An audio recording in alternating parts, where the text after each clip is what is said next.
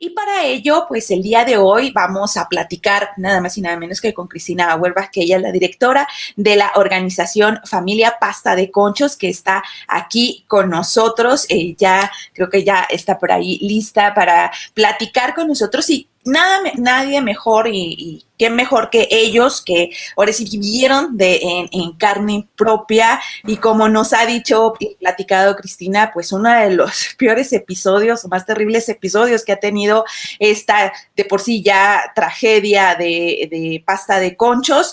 Muy buenos días, Cristina, bienvenida, ¿cómo estás? Buenos días, bien contenta de estar con ustedes como siempre. Muchas gracias, Cristina. Bienvenida a Café Noticias. Nosotros las más contentas de que estés de nuevo en este espacio. Y pues sí, preguntarte de entrada, pues está saliendo otra vez el tema de cómo fue este dictamen que dijo no hay que rescatar a los mineros, pero también lo que vemos es que ha sido una queja que ustedes han tenido durante años. Ahorita sale por el asunto del foro consultivo, pero ha sido una batalla que ustedes han tenido pues desde que ocurrió la tragedia, ¿no? Sí, solo quisiera poner un poco en contexto. Cuando Claro. el 4 de abril de 2007, como explicó ayer Romina, Grupo México suspende el rescate de forma unilateral. En la noche les entrega a las familias unos dictámenes, uno era de un hombre de apellido Gutton y otro de McBride. Hace un par de años, 2 o 3 años, supe por la persona que lo hizo que falsificaron la firma de McBride. Bueno, en esos dictámenes decían que el agua en la mina, al estar en contacto con los cadáveres, podía estar infectada de hepatitis, tuberculosis, VIH y otros patógenos. Y que eso sucedía porque no se sabía el estado de salud de los trabajadores muertos. Bueno, en primer lugar, era obligación de la empresa saber el estado de salud de los trabajadores, porque estaban obligados a hacer exámenes médicos cada 6 meses. En segundo lugar, lo que le estaban diciendo a las familias es que era por culpa de los trabajadores que no los podían rescatar porque ellos estaban enfermos. Y en tercer lugar, dicen, esa agua contaminada puede contaminar a los rescatistas a sus familias, y queremos creer que solo hablan de las mujeres, y luego entonces las familias a poblaciones enteras. De verdad era de lo más ofensivo, denigrante, machista y violento decir que las mujeres y los rescatistas podían contaminar de VIH a poblaciones enteras. Pero además, lo único que faltaba era que pidieran el Premio Nobel de Medicina. Era increíble lo que estaban diciendo en ese dictamen.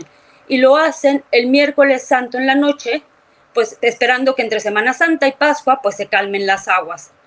El 19 de abril van a la Ciudad de México un camión con familiares y se entrevistan con Javier Lozano. Javier Lozano, en lugar de decir, va a ver, esto es una estupidez como lo era y el rescate continúa, dice, no, vamos a hacer un dictamen independiente. Y entonces, sin acuerdo con las familias, él decide contratar al foro científico y consultivo y todo aquello para que ellos hagan el dictamen. Nosotros nos enteramos por los medios de comunicación, no se nos informó nada. Y empezamos a buscar quiénes eran, y bueno, había gente muy brillante, químicos, físicos, biólogos, bueno, un mundo de científicos, pero ninguno era ingeniero en minas de carbón, y ahí prendimos las alertas, porque dijimos, esto es un tema de ingeniería de minas. Es decir, lo que yo pueda decir como teóloga, o lo que ustedes puedan decir como periodista, lo que pueda decir cualquiera, es muy relativo, lo tiene que decir alguien que se dedica a eso, por Dios. Pero entonces se decide que 2 personas van a representar a todos los familiares, al mismo modo de siempre. A estas 2 personas no se les da acceso a la información, no participaron en nada, pero en el informe se les agradece mucho su participación. Luego entonces yo busco a José Luis Fernández Zayas, porque en ese momento nosotros teníamos todas las bitácoras de ventilación, que ese era un punto muy importante y es un punto muy importante en pasta de conchos, que explota por un sistema de ventilación ineficiente. Entonces teníamos todas las bitácoras para que se hiciera un análisis y además el acuerdo con Javier era ver en qué condiciones estaba la mina para establecer una ruta para recuperar los restos. Cuando él contrata al foro, ya no es para recuperar los restos, sino para saber el estado de salud de la mina. Y es todo. A José Luis lo vi, intenté entregarle toda la información, porque en ese momento creíamos que, bueno, vamos a hacerlo. Si ellos quieren trabajarlo, como lo hicimos ahora con esta administración, con la Secretaría del Trabajo, entregamos todas las bitácoras, todos los mapas, toda la información que teníamos para que este tema pudiera avanzar. Y José Luis no me lo recibió. Me dijo que no los podía recibir. Y bueno, otra alerta. Debían entregar ese dictamen en junio. Era un contrato de abril a junio. Y en junio 19 vienen otra vez familias y afuera del corporativo de Grupo México se deslindan del peritaje y de lo que estaba haciendo Javier Lozano. ¿Por qué? Porque ya veíamos venir que eso no iba a funcionar. Y no queríamos de ninguna manera que Javier Lozano dijera que estuvimos siempre de acuerdo en todo lo que estaba haciendo, cuando no estábamos de acuerdo. Ese día yo llevé a las familias a la terminal de autobuses para que se regresaran a México, y cuando entro a mi casa entran 2 tipos armados, me golpean, me quitan la microinfusora de insulina, yo soy diabética, y a mí eso me llamaba mucho la atención, porque yo les decía, llévate el reloj o llévate mi pulsera, pero dame la microinfusora, no te sirve, a nadie le va a servir. No me la hicieron devolver, se llevaron la camioneta y la microinfusora, pero se la pasaban preguntándome por papeles de pasta de conchos, que yo la verdad no entendía. Yo hice la denuncia y después de eso se vuelve a posponer para agosto la entrega del dictamen. Vuelven a venir las familias, pero viene un camión entero de familiares y llegamos a la Secretaría del Trabajo, a la entrada por Periférico, y nos dicen que Javier Lozano no las puede recibir porque no hicieron cita. No lo podíamos creer. Y entonces las familias se ponen furiosas, dicen, pues no nos vamos. Y yo casi me infarto, dije, ¿cómo que no nos vamos? Nos quedamos aquí hasta que nos entreguen el dictamen. Las primeras noches, los primeros días, no había casi nada de comida, no teníamos toldos, no teníamos carpas, terrible, terrible. Era tiempo de lluvias en la Ciudad de México y nos quedamos de ahí hasta el 7 de octubre que se entregue el dictamen. ¿Por qué era importante tener el dictamen? Porque necesitábamos saber qué era lo que decía para poder proceder legalmente. El 7 de octubre Javier Lozano lo entrega a los medios de comunicación diciendo que no se hace el rescate. Como a las 11 de la mañana entramos a una reunión con él, como 6 familiares, entró el abogado Manuel Fuentes, entré yo, y era un salón muy grande, con mesas, un mundo de gente. Yo alcancé a reconocer a José Luis Fernández Zayas, muchísima gente de la Secretaría, yo supongo que del foro, no sé, era mucha gente, pero además era bien agresivo para nosotros porque llevábamos más de 2 meses viviendo en la calle. Ya mucha gente estaba enferma y habían mesas de pastelillos, café, sándwiches, meseros perfectamente etiquetados, nosotros ni bañados estábamos, ofreciéndonos comida y bebidas, por supuesto no aceptamos ni agua. Y entonces Javier Lozano da la bienvenida y se levanta un familiar y dice, a ver, Teresa Contreras, todavía me acuerdo, una viuda, dice, yo lo único que quiero saber, por la única razón que estamos aquí, es si vas a hacer o no vas a hacer el rescate. Nada más. Uh-huh. Y Javier Lozano intenta decir que, bueno, que va a explicar lo que el foro dice, no, ya lo leímos, queremos saber si lo vas a hacer o no. Y dijo que no. Entonces nos salimos de la reunión, nos fuimos a nuestra propia rueda de prensa, y aquí empieza otro tema. A nuestra rueda de prensa va José Luis Fernández Zayas, el que era entonces director del foro. Y en esa rueda de prensa José Luis dice, el rescate se puede hacer. Y a partir de ahí empezó un pleito brutal con Javier Lozano. Además de la denuncia que yo puse por la golpiza y por el robo, lo denunciamos con Manuel Fuentes, porque fue Javier Lozano el que empezó aquella campaña que hasta la fecha se repite, de que lucramos con el tema de pasta de conchos y de que somos viles y ruines. Era toda una campaña mediática de Javier Lozano contra Manuel Fuentes, contra mí y contra algunas de las familias que no estaban de acuerdo con lo que él hizo. Si tú lees el informe que hizo el foro, en ninguna parte dice que no se haga el rescate. Eso es bien importante. Claro. El informe no lo dice. Incluso el informe dice que mentiras, que el agua en la mina no tiene sida, no hay nada, ¿no? Que ese era como el tema original. Pero obviamente para Javier Lozano lo que necesitaba y lo que hizo con el foro fue justificar una decisión política. Ellos ya habían decidido que no harían el rescate, que protegerían a Grupo México, y entonces utilizan 3 renglones del dictamen para decir que no se haga el rescate. Estos 3 renglones, cuando Zayas te reconoce, ¿en qué momento te reconoce que ellos dicen que sí se puede hacer el rescate y cómo justifica este dictamen no hacerlo? ¿Y qué escribieron ellos? O si Javier Lozano participó o escribió o se involucró en este dictamen y si podía o no podía hacerlo, Cristina. Mira, yo nada más vi antes de que se hiciera público el dictamen unas 2 veces a José Luis, porque después supe que obviamente Javier Lozano, Álvaro Castro, un subsecretario que él tenía que era muy agresivo, muy violento también, pues traían enjabonadura a Fernández Zayas. Creo que yo distinguiría 2 cosas. Una es a José Luis Fernández Zayas como persona, y otra es lo que el foro consultivo hizo y permitió que hicieran. Y que ahí para mí está la gravedad del asunto. Es decir, si tu informe dice, más bien, si tu informe no dice que no se haga el rescate, ¿por qué el foro no salió a decir públicamente que ellos no dijeron eso y que se estaba manipulando? Si te fijas, ahorita en la nota que pasaron de Álvaro Delgado, todo el mundo habla del dictamen y se lo pasan unos a otros, pero te juro que nadie ha leído el informe. El informe no dice nada de eso. El informe lo que dice es que se tomen las medidas de seguridad para continuar el rescate. Pero el foro no salió a defenderlo. Y ahí es donde me parece a mí gravísimo que, es decir, no sé qué delitos se le van a fincar a esta institución, no sé si esos delitos tienen sustento o no, y no me corresponde a mí decirlo. Lo que sí puedo decir es que hubo un uso de recursos públicos porque Javier Lozano pagó con recursos de la Secretaría del Trabajo al foro para manipular ese dictamen. Y a mí me parece que las consecuencias no son los 3.7 millones de pesos. Es decir, sí, no se debieron de gastar en eso. La consecuencia es el enorme sufrimiento y desgaste para las familias, porque lo que hizo Javier Lozano fue permitir que Grupo México se quedara con los cuerpos de los familiares. Es un robo. Cristina, yo quiero hacer énfasis justo en este punto.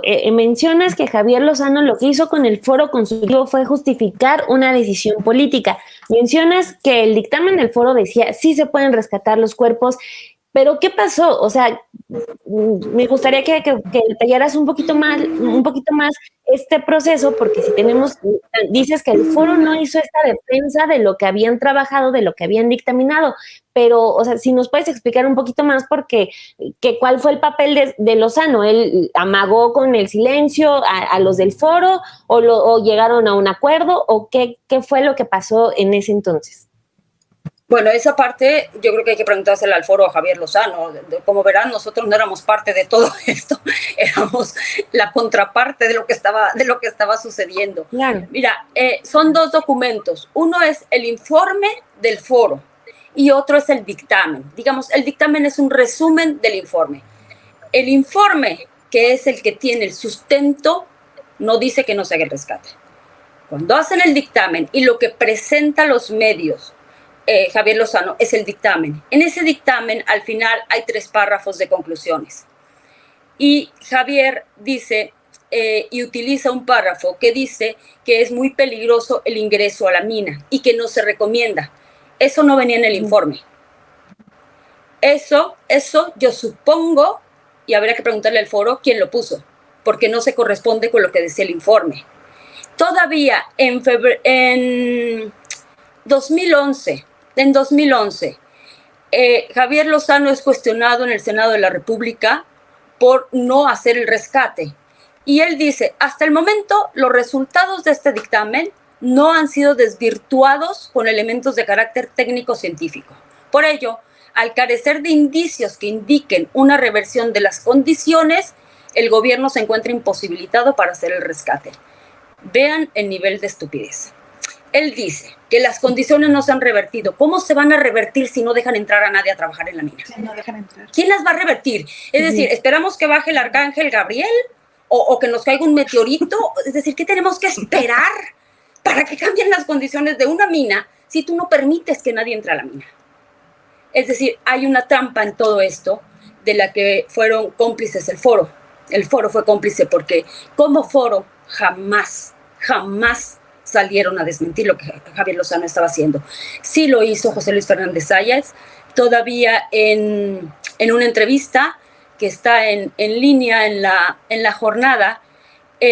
José Luis dice, es posible entrar a la mina Pasta de Conchos para rescatar a los 63, y agrega, no hay justificación, hay una explicación, y la que a mí me han dado tanto personas del gobierno federal y local y la empresa es que no tienen ni entusiasmo ni quieren gastar recursos.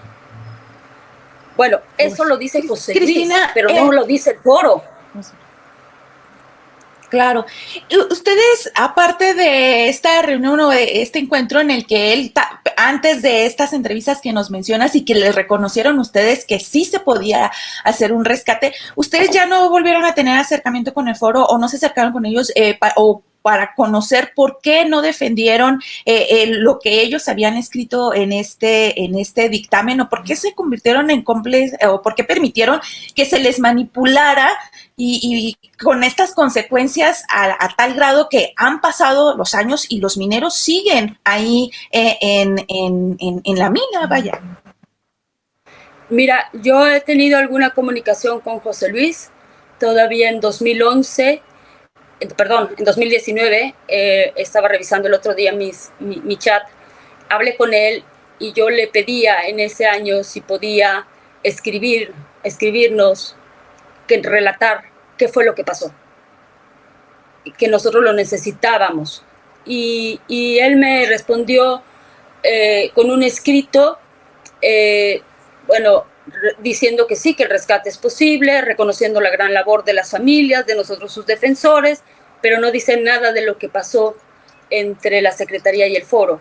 Y yo le respondo, pero aquí no dice nada de lo que tú me dijiste. Y me dice, pero es que esa es la postura del foro. Es decir, me parece a mí que si se va a investigar y se debe de investigar el uso de los recursos, no sé si su procedencia, porque el foro, su procedencia era también el gobierno, entonces no entiendo, y lo que podían o lo que se les pagaba por ese tipo de trabajos, que se investigue su procedencia, que se investigue el uso de los recursos. Yo apelo de verdad a que se investiguen las consecuencias del trabajo del foro, de sus silencios y de lo que Javier Lozano hizo. Es decir, Javier Lozano utilizó recursos públicos para construir su propia verdad histórica, al estilo de Murillo Karam, verdad histórica de que no se podía entrar a la mina, lo cual era absolutamente falso, era mentiroso, y permitir que la empresa se quede con los cuerpos que pertenecen a las familias. Creo que se debe de investigar qué fue lo que pasó, cómo fue que pasó, e incluir ahí, porque se hizo la denuncia de la golpiza que me dieron a mí del robo y de la denuncia que hicimos en ese momento ante la PGR, esa campaña de difamación de Javier Lozano contra nosotros, contra los defensores de algunos familiares. Creo que no sé qué delito, porque no soy abogada, no sé qué delitos se impliquen en esto. Lo que sí sé es que necesitamos saber la verdad. Y las familias tienen derecho a la verdad, los defensores tenemos derecho a la verdad y tenemos derecho a la justicia. Y lo que hizo Javier Lozano fue brutal contra las familias. Sí, justo la última pregunta de mi parte, Cristina, es eso, ¿no? Porque en medio de los nombres, de los que si se pagó el dictamen al foro consultivo, que Lozano, esto, en medio de todo estaba el sufrimiento de las familias, ¿no? Porque era cargar con el duelo y además estar exigiendo que se hiciera justicia.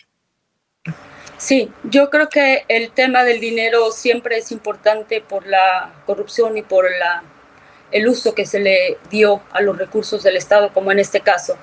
Pero me parece que en términos morales, el tema no son los 3.7 millones y si con eso completaron para una casa o no completaron para una casa, eso que lo vean.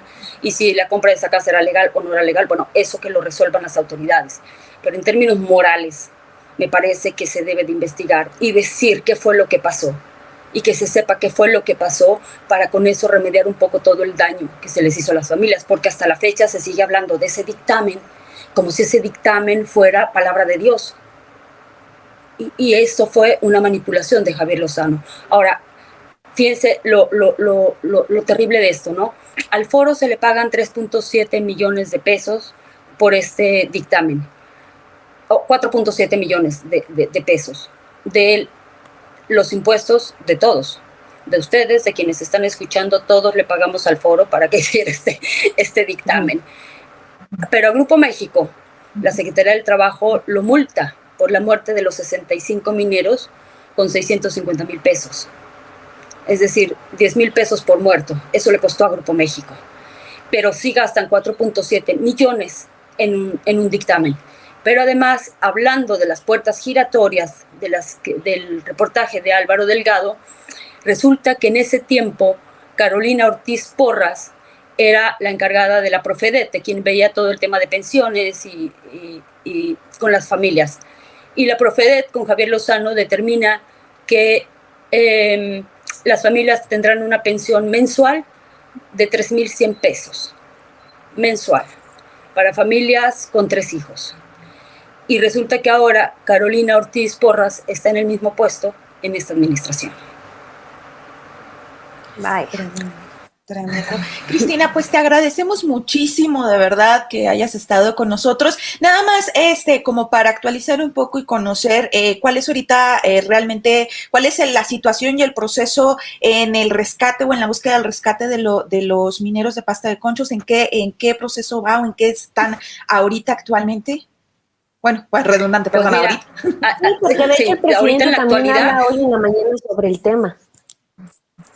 No escuché qué decía, no escuché qué dijo. Pues que se estaba trabajando justo ya en la recuperación de los cuerpos. Pero pues sí, nos gustaría tener tu opinión sobre cómo va el tema. Es decir, cuando se hace una planeación de ingeniería para cualquier obra, ya estás trabajando en eso. Pero eso no quiere decir que ya estás físicamente en el lugar haciendo el trabajo. Sabemos que hay 2 licitaciones en curso, pero al igual que aquellos años, a las familias no se les ha informado. Las familias no saben qué se está licitando, lo supimos nosotros porque nos pasaron el número de la licitación y las pudimos descargar. Pero si tú no tienes exactamente el número de la licitación, aunque te metas a la página de micrositios de la CFE, no hay manera de encontrar nada. Es increíble. Bueno, se están haciendo 2 licitaciones. Una es para unos tiros verticales, supongo que para ventilación, y la otra para los inclinados. Pero estas licitaciones, una se debe de resolver a principios del próximo mes y la otra a mediados. El hecho es que ahorita, así como Javier Lozano hizo solo todo, está pasando exactamente lo mismo. Las familiares han estado pidiendo que se les tome en cuenta, que se les informe y no se les informa. El Estado debió responder ante la CID si quería la solución amistosa con las condiciones que nosotros poníamos. Y las condiciones eran el reconocimiento de los peticionarios. Es decir, el tema de Pasta de Conchos no es un tema de las viudas, es un tema de viudas, de papás, de mamás y de hermanos. Y solo se reúnen y se entienden con las viudas. Entonces queremos que se reconozca a los peticionarios, que son los familiares directos de estos mineros atrapados. Queremos que se haga una reunión, obviamente, con la intervención de la CID, con los peticionarios y el gobierno federal. Y también que se tomen medidas de no repetición. Porque lo que estamos viendo actualmente en las minas de carbón y como se ha reportado todos estos meses es que están en peores condiciones de como estaba Pasta de Conchos. Entonces no se puede decir, sí, vamos a arreglar Pasta de Conchos, pero todo lo demás sigue igual. No, todo lo demás no puede seguir igual. Se tienen que tomar medidas de no repetición. Aún no sabemos qué ha respondido el Estado. La CID no nos ha trasladado su respuesta, pero el hecho es que están estas licitaciones en curso y a los familiares no se les informa. Muy bien, perfecto, ¿no? Pues muchísimas gracias, de verdad, Cristina, muchísimas gracias. Es indignante cómo este personaje tan perverso, más allá del trato que les dio a las familias, que fue indignante, que fue humillante, cómo utilizar y pagar tanto dinero para como tú bien lo comentaste, para pues tratar de darle un sustento, si se le podría decir así, una decisión que ellos ya habían hecho políticamente de no rescatarles, dándoles y abriendo pues años y años de sufrimiento para las familias de los mineros. Cristina, te agradecemos mucho haber estado con nosotras en este espacio, de verdad. Gracias a ustedes. Beso bien grande para todas.